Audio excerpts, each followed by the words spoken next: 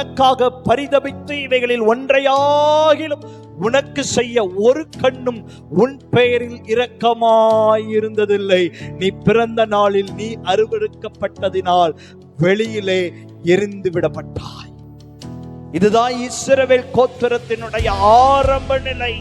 ஆண்டவர் சொல்றாரு, ஒரு நித்திய உடன்படிக்கையை நான் என்ன பண்ணுவேன், ஏற்படுத்துவேன். இந்த உடன்படிக்கை தான் இவர்களை இன்றைக்கு விஞ்ஞானத்திலே பெரியவர்களாயும் தேசத்திலே கனமுள்ளவர்களாயும் இன்றைக்கும் நிற்க பண்ணி இருக்கிறது என்று சொன்னால் என்னன்னு ஒரே ஒரு விஷயத்தை கேட்டா ஆண்டவர் சொல்லுவாரு, வேற ஒண்ணு இல்ல, நான் என் ஜனத்தோடு ஏற்படுத்தின நித்திய உடன்படிக்கை. சரித்திரம் மாறிடுங்க, என் பிறப்பின் சரித்திரம் மாறிடும். வாழ்க்கையில என்னுடைய அடிப்படையான ஒரு என்னுடைய பிறப்பையே மாற்றக்கூடியது இந்த உடன்படிக்கை.